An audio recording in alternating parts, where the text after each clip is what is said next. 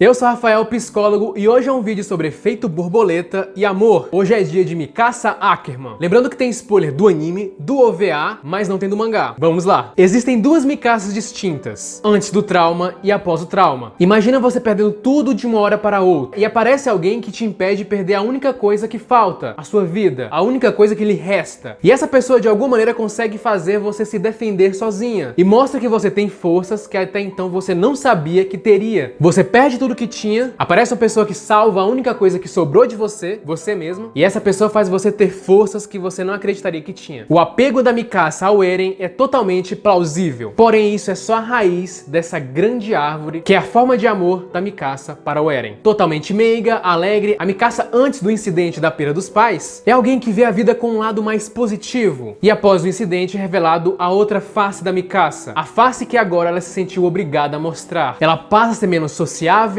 e isso consequentemente faz ela ficar mais focada e totalmente alerta para proteger as pessoas que ela ama. A culpa pode ser o grande motivo, afinal ela não conseguiu salvar os seus pais, ela não teve forças e talvez ela não queira que aquilo se repita novamente. Por isso ela faz de tudo para proteger as pessoas. Ela tem força, ela tem capacidade, e não é apenas o Eren que ela protege, e sim todas as pessoas que fazem parte da nova família dela. O Eren se torna seu objeto de amor, e também é a pessoa que salvou ela e fez ela de alguma forma se tornar independente. O trauma geralmente vai balançar toda a vida de uma pessoa, geralmente de maneira negativa, mas em alguns casos, não. Na década de 80, os psicólogos Richard Tedeschi e Lawrence Calhoun descobriram o tanto que os traumas mudam a vida de uma pessoa. Algumas dessas mudanças são negativas e, para a surpresa deles, algumas positivas. Eles entrevistaram vários sobreviventes de traumas e muitos relataram que passaram por mudanças positivas na vida e que, de fato, a relação deles com a vida tinha melhorado. Como isso? Muitos desses 600 entrevistados mostraram que tiveram mais uma força interior, mais do que jamais pensariam em ter. E também falaram que após esses eventos traumáticos, a vida teve um maior significado. E que após esses eventos, as pessoas acabam ficando mais próximas dos familiares, dos amigos. É como se aquele trauma fornecesse informações para aquela pessoa que ela não sabia. Aquela pessoa descobre que é autossuficiente, segura de si mesma, e isso vai fazer com que o indivíduo fique mais confiante, tendo uma autoavaliação melhor em situações difíceis. Traumas geralmente causam consequências negativas, mas no caso de algumas pessoas, e no caso da Mikasa, trouxe uma consequência positiva, que foi o amadurecimento. Mikasa em alguns momentos acaba cedendo às emoções, mas com o decorrer da série isso vai mudando. A Mikasa da primeira temporada não é a mesma da quarta temporada. Ela começa a aceitar mais as coisas. Aceitar mais as coisas é um sinal de amadurecimento? Na terapia da Gestalt, uma das abordagens da psicologia, existe um termo chamado teoria paradoxal da mudança. Ela fala que a mudança pode ocorrer quando o indivíduo abandona aquilo que ele queria se tornar e tenta ser o que ele é de verdade. Aceitando quem ele é, ele se fixa em uma base sólida. E se fixando nessa base sólida, a pessoa pode se deslocar, ela pode dar os próximos passos. E esse terreno se chama aceitação. Ou seja, quando o paciente se conhece, quando ele aceita o seu mundo, a mudança pode ocorrer espontaneamente. Outros estudos de amadurecimento também apontam que à medida que a pessoa vai amadurecendo, elas começam a aceitar mais situações que ocorrem com elas. Começam a se aceitar e aceitar as outras pessoas. Um grande detalhe da aceitação da Mikasa aparece no OVA dela, onde inclusive tem um simbolismo bem interessante. Em todo momento daquele episódio é mostrado uma borboleta, e a principal borboleta é de cor azul, fazendo uma clara referência à teoria do caos. E dentro da teoria do caos existe o efeito borboleta. Esse nome foi dado pelo matemático e filósofo Edward Lorenz, que fala que pequenas alterações podem ocasionar fenômenos maiores. O próprio processo da Mikasa é de uma não aceitação. É como se o Isayama quisesse mostrar pra gente que ela não aceitou aquela realidade que ela acabou entrando, da perda dos pais dela. E esse OVA é tão interessante porque ele mostra uma visão onde ela não perde os seus pais e mesmo assim ela conhece o Eren, porém no final desse episódio o Eren acaba morrendo. Porém ela acaba percebendo que ela não tem controle sobre as coisas, o controle sobre tudo, que ela não pode proteger o Eren sempre, o mundo é incerto. E isso mostra pra ela que não existe uma fórmula de consertar tudo. Nessa realidade os pais dela não morreram, mas o Eren sim. Erwin e depois o Levi mostraram para o telespectador que é irrelevante e lamentar o que já aconteceu, já que não saberíamos as consequências se realizássemos atitudes diferentes. Na psicologia, alguns autores, como David Pincus, relacionam essa teoria do caos com as sessões de psicoterapia, onde pequenas mudanças no consultório podem fazer total diferença na personalidade da pessoa no futuro. Ou seja, uma pequena alteração causa uma grande mudança no futuro, causa uma grande mudança a longo prazo. A Mikasa não queria aceitar o destino dela, porém, ela precisava, afinal, não tem como voltar mais. E se voltar tudo novamente, quem garante que vai ser melhor? E esse trauma provocou mudança na Mikasa, e teve como lado positivo uma maior assertividade dela no decorrer da série. Pesquisadores descobriram que alguns pacientes que tiveram câncer passaram a ter uma perspectiva mais positiva da vida. Eles estavam se sentindo mais fortes e mais seguros de si mesmos. Parece que viver os traumas da vida fornece uma grande quantidade de informações sobre a nossa autossuficiência, afetando as probabilidades de escolhermos abordar as dificuldades de maneira mais assertiva. Mikasa é muito forte fisicamente e aos poucos ela vai ficando muito forte emocionalmente também. Ali do Esquadrão 104, se a gente pegar ali os 10 remanescentes, a gente pode considerar a Annie e a Mikasa, que conseguem se manter firme mesmo em situações desesperadoras. E não por acaso, as duas são uma das mais fortes em combates. E o mais curioso também é que as duas têm esperanças de que tudo isso vai acabar e que no final elas poderiam viver felizes com as pessoas que eram importantes para elas. E ela vai se abalar muito não quando ela está em perigo, mas sim quando as pessoas que ela gosta estão em perigo. Aconteceu na luta do Eren com a Titã Fêmea, na quase morte do Armin e na morte da Sasha, onde vemos ela aos prantos. E aí, voltando lá no início, Mikasa tem uma ligação fortíssima com o Eren, uma ligação que parece unilateral. O Eren pode até sentir, mas pelo menos ele não demonstra isso. Até porque a configuração da relação entre os dois é totalmente diferente. Para ela, ele é alguém que ela precisa proteger, e ela pode fazer isso. E a Mikasa, por muito tempo, exerceu esse papel de proteção de uma figura materna pro Eren. Já para o Eren é diferente.